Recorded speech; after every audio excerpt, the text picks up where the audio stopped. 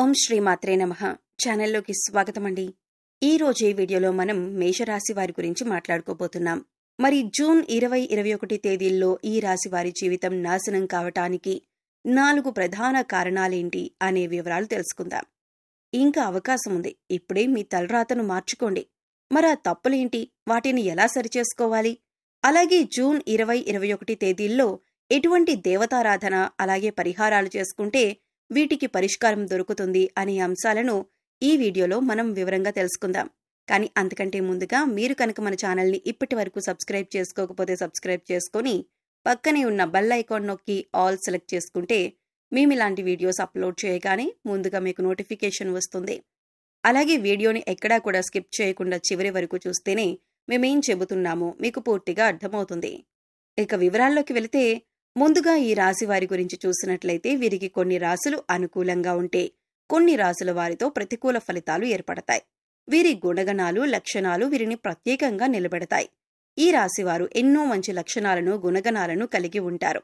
ముఖ్యంగా ఆరోగ్యరీత్యా ఈ రాశివారు కొన్ని జాగ్రత్తలైతే తప్పనిసరిగా తీసుకోవాలి.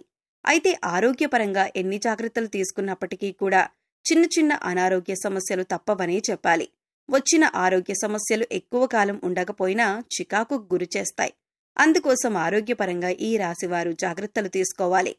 మరంతేకాకుండా ఈ రాశివారు ఎవరినైనా నా అని అనుకున్నారంటే అటువంటి వారి కోసం ఏదైనా చేస్తారు. తనవారని అనుకున్నవారు కష్టాల్లో ఉంటే వారిని రక్షించటానికి ప్రయత్నిస్తారు. మీరు కష్టాల్లో ఉన్నప్పుడు ఎదుటివారిని ఆదుకుంటారు. అటువంటి మంచి లక్షణం ఈ రాశివారికి ఉంటుంది. అలాగే ఎదుటివారు తప్పు చేసినా క్షమించే గుణాన్ని కలిగి ఉంటారు. ముఖ్యంగా ఈ రాశి వారికి ఎవరినీ మోసం చేయటం అనేది ఇష్టం ఉండదు. అలాగే ఎవరితోనూ అబద్ధాలు చెప్పటం కూడా ఇష్టం ఉండదు. కానీ వీరిని ఎవరైనా మోసం చేస్తే మాత్రం వారితో ఖచ్చితంగా స్నేహం అక్కడితో కట్ చేసుకుంటారు. వారిని జీవితాంతం దూరంగా ఉంచుతారు. ఈ రాశివారు ఎవరినైనా తన అనుకొని సొంతవారిగా భావించి మాట్లాడుతుంటారు. అంతేకాదు వీరికి సంబంధించిన ప్రతి విషయం కూడా నా అనుకున్న వారికి పూసగుచ్చినట్లు చెప్తారు.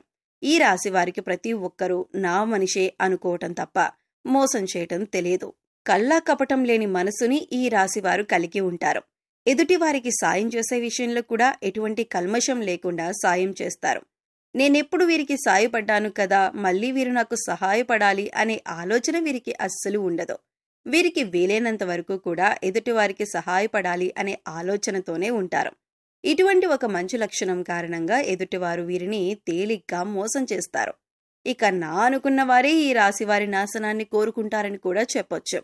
అంతేకాకుండా ఈ రాశివారు గనుక ఇప్పుడు చెప్పబోయే ఈ 4 ప్రధాన కారణాలు అలాగే 4 తప్పులు ఏవైతే ఉన్నాయో వాటిని జాగ్రత్తగా విని ఇక నుంచి వాటిని చేయకుండా జాగ్రత్త పడినట్లయితే కనుక ఖచ్చితంగా ఇకపై మీకు అన్ని మంచి ఫలితాలు లభించనున్నాయి.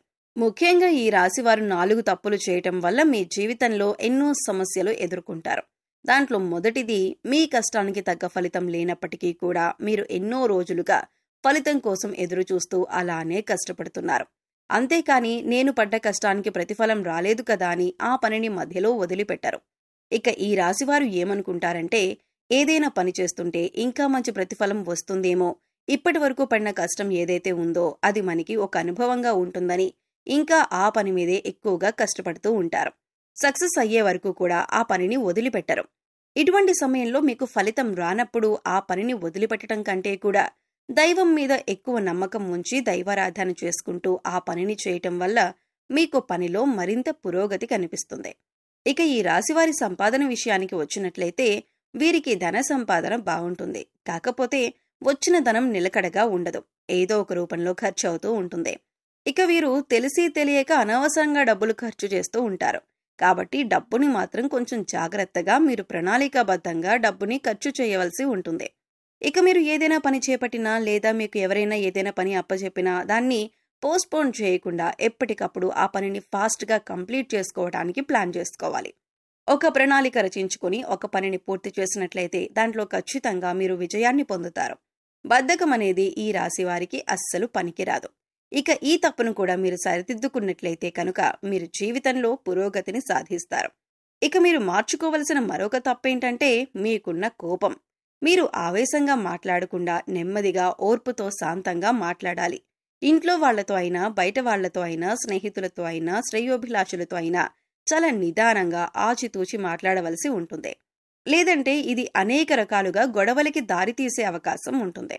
ఇక మీకు కోపం వచ్చిన సమయంలో మీరు ఎదుటివారి మీద మాటలతో దాడి చేయకుండా మౌనంగా ఉండటం వల్ల ఈ సమయంలో మీ బంధాలు, బంధుత్వాలు అనేవి నిలబడతాయి.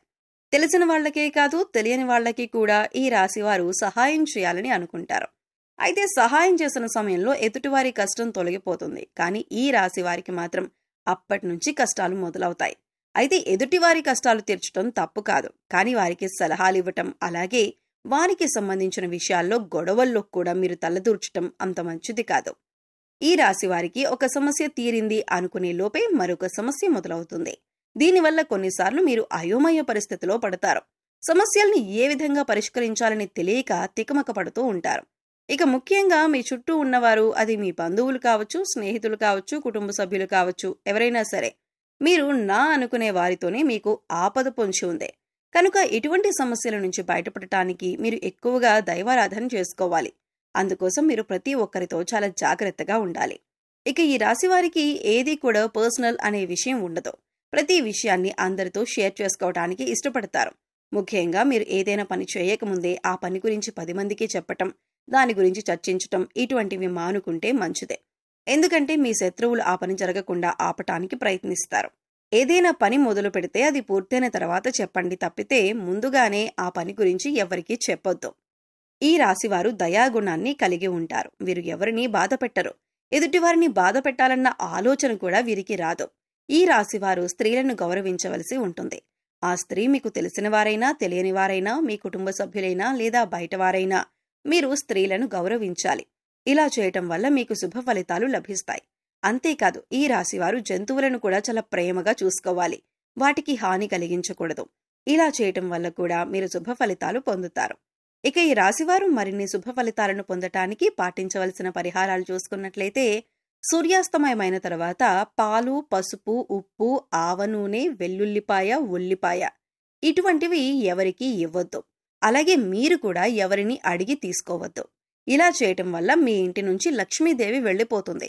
అలాగే అశుభ ఫలితాలను పొందటానికి ఎక్కువగా అవకాశాలు ఉంటాయి. కాబట్టి ఈ విషయంలో జాగ్రత్తలు తీసుకోండి. నిద్ర లేచిన తర్వాత మీ అరచేతులు చూసుకొని దేవుడికి నమస్కరించుకొని మీకు వచ్చినటువంటి చిన్న చిన్న దేవుడికి సంబంధించిన శ్లోకాలు చదువుకోవటం వల్ల ఆ రోజంతా కూడా ఏ పని చేసినా కూడా ఎటువంటి ఆటంకాలు లేకుండా పూర్తవుతాయి. అంతేకాకుండా రోజంతా కూడా పాజిటివ్ ఎనర్జీతో ఉంటారు.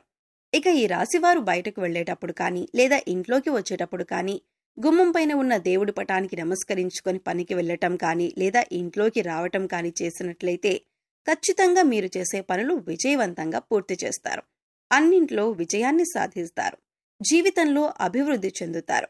ముక్కోటి దేవతలు కొలువైన ఆవుకి బంగాళదుంపలు తినిపించినట్లయితే కనుక ఆర్థిక సమస్యలు తొలగిపోతాయి. అలాగే సమయం దొరికినప్పుడల్లా కూడా మీ ఇష్టదైవ నామస్మరణ చేసుకుంటూ ఉండండి. ప్రతిరోజు గోమాతకి నమస్కరించుకోవటం అలవాటు చేసుకోండి.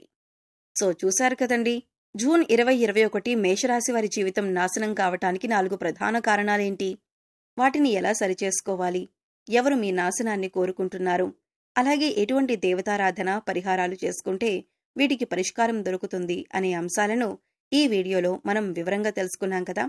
ఈ వీడియో మీకు నచ్చినట్లయితే లైక్ చేయండి. మీ ఫ్రెండ్స్ అండ్ ఫ్యామిలీ మెంబర్స్లో మేషరాశి వారు ఉంటే వారితో ఈ వీడియోని షేర్ చేసుకోండి. అలాగే ఇప్పటి వరకు మన ఛానల్ని కనుక సబ్స్క్రైబ్ చేసుకోకపోతే సబ్స్క్రైబ్ చేసుకొని పక్కనే ఉన్న బెల్ ఐకాన్ నొక్కి ఆల్ సెలెక్ట్ చేసుకుంటే మేము ఇలాంటి వీడియోస్ అప్లోడ్ చేయగానే ముందుగా మీకు నోటిఫికేషన్ వస్తుంది. మరో చక్కటి వీడియోతో మళ్ళీ కలుద్దామండి. ఓం శ్రీమాత్రే నమః.